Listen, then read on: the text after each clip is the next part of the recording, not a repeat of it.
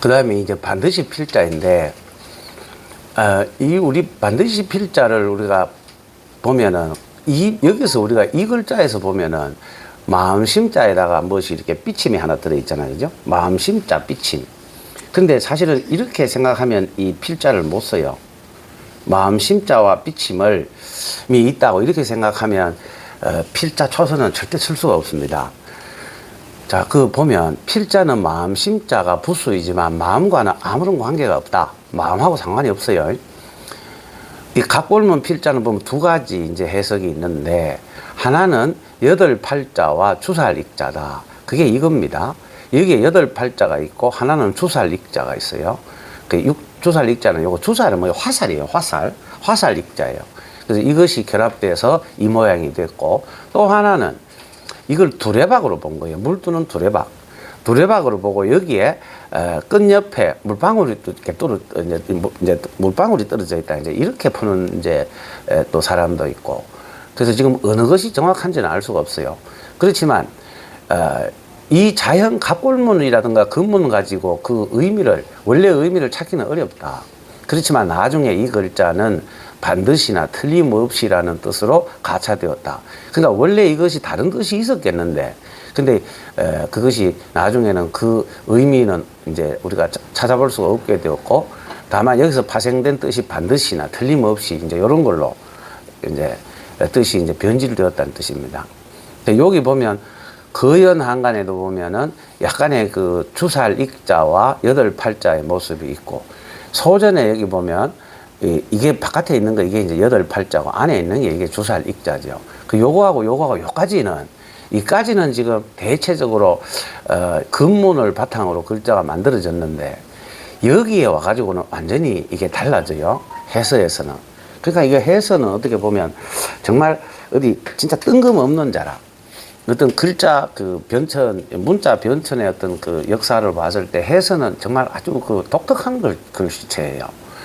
여기다가 이제 중국에는 간 자체라는 게 나왔기 때문에 간 자체를 보면 더 할 말이 없어져요.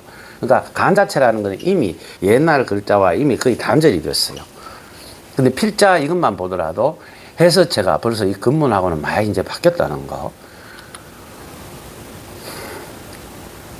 그리고 이제 필자는 여기서는 사실은 필자는 이게 필순이 어려워요. 그래서 대체로 좌측의 왕희지 이 필순과 우측의 지형 이것과 밑에 하지장 이것이 필순이 다 달라요. 세 가지 필수입니다. 필자의 필수는 딱히 이것이라고 할 만한 것은 어디에도 보이지 않는다. 꼭 이렇게 써야 된다는 것은 없습니다. 다만 여기 사람들도 각자 다 자기 마음대로 썼거든. 그런데 우리가 흔히 습관적으로 쓰는 마음심자를 쓰고 이렇게 삐침을 한 이 필수는 어디에도 없어요. 이렇게 쓴 사람은 없다. 이 필수를 한번 누가 한번 추천해봐요. 선생님 안 해봐요. 선생님. 아니요.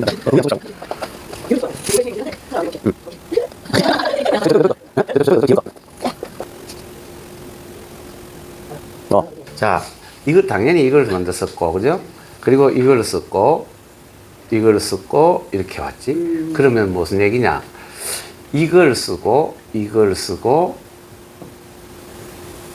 이렇게 썼잖아. 그죠? 맞죠? 그럼 무슨 얘기냐? 이거 쓰고, 이렇게 썼다. 자, 이게 첫 번째. 그러면 1, 2, 3, 4, 5 이렇게 썼어요. 얘는 이거 쓰고 이렇게 해서 이렇게 썼어요. 그러면 뭐냐? 자, 이거 중에서 뭐 썼냐면 이것부터 쓰고 이거 쓰고 이렇게 썼죠. 그리고 이거는 이거 쓰고 이렇게 쓰고 세 개가 달라요. 세 개가 다 다릅니다. 이것은 이거 쓰고 이렇게 쓰고 이게 이거하고 같아요. 그죠? 그리고 이거 쓰고 얘가 같아요. 아, 그죠? 이거 쓰고 얘가 같아요. 맞죠? 그래서 세 가지 법이 있다. 이거 푸는데 저도 한참 걸렸어요, 이거. 저도 이거 필자만 나오면 어떻게 썼냐면, 이래 놓고, 큰일 났다, 이래 돼요. 할 수 없다. 이렇게밖에 못 쓴다고. 근데 이거는 쓰는 순서가 아니라는 얘기죠. 절대 이렇게 쓰면 안 된다는 얘기. 그럼 뭐, 어떻게 쓰는가? 첫 번째, 이게 있고, 두 번째, 이게 있고, 세 번째, 이게 있고. 그래도 모르겠죠? 네. 그래도 모르겠죠? 이거 해도 몰라요. 근데 이 세 가지 중에 어쨌든 하나를 써줘야 된다. 그러면, 자, 이제 내가 이거 순서가 같은 것끼리 모았어요. 이거는 필순이 같아요. 까만 거는 또 까만 거대로 필순이 같고, 이거는 이거대로 같아요. 한번 써볼까요? 첫 번째, 이거 가장 많이 썼죠, 그죠?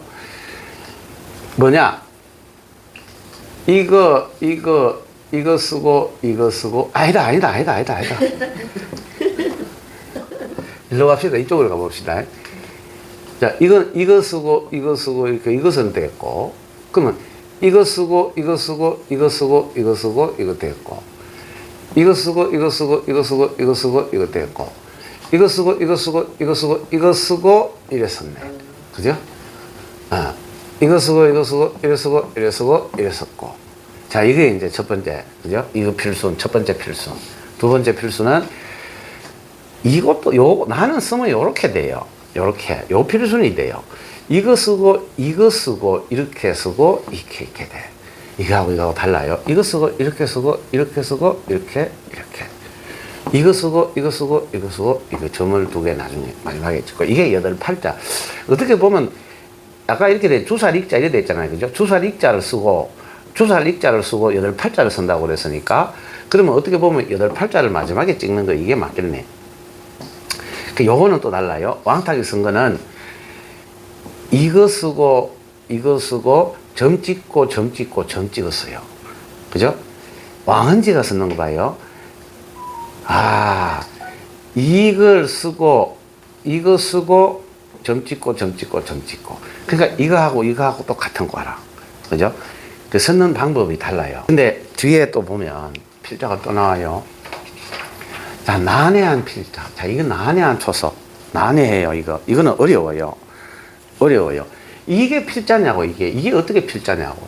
이거하고는 완전히 이거는 같은 과인데 필자라고 보기가 어려워. 그리고 이것도 어떻게 보면 같은 과이고. 이거는 이해가 돼. 이것은 이렇게 하고, 이렇게 와서, 이렇게 했으니까 뭐냐. 이렇게 하고, 이거를 짜고. 근데 이것은 돼서, 그럼 이렇게 하고, 여기 점을 찍고 일로 와야 되는데, 여기 점을 빠졌어요. 얘하고 이것도 같죠? 이렇게 하고, 이렇게 했는데, 점을 빼고 일로 왔어. 얘는 이렇게 하고, 점을 찍고 일로 왔고. 자, 이 모택동이가 이제 하나 남았는데, 모택동은 마음심자를 썼어요. 그리고 이렇게 했어요. 이게 우리가 초보자들이 쓰는 필자의 어떤 유형이죠. 그리고 참 유일하게 모택동이가 이런 방법으로 한번 써줬다. 여기서 우리가 다른 거는 괜찮아요. 그냥 이런 것들을 우리는 가급적 안 썼으면 좋겠고, 더 안 썼으면 좋은 것은 이런 것들이, 이 필자는 좀 불분명해요. 어떻게 좀 풀기가 어려운 글자입니다. 물론 이렇게 써도 안 되겠죠. 왕탁이라든가 이 문천상의 요것은 자세히 보면은 풀자가 그대로 잘 풀립니다. 어려운 건 아니에요. 그래서 나는 이게 두 가지 방법으로 썼는데, 모양은 비슷해. 근데 쓰는 방법은 달라요.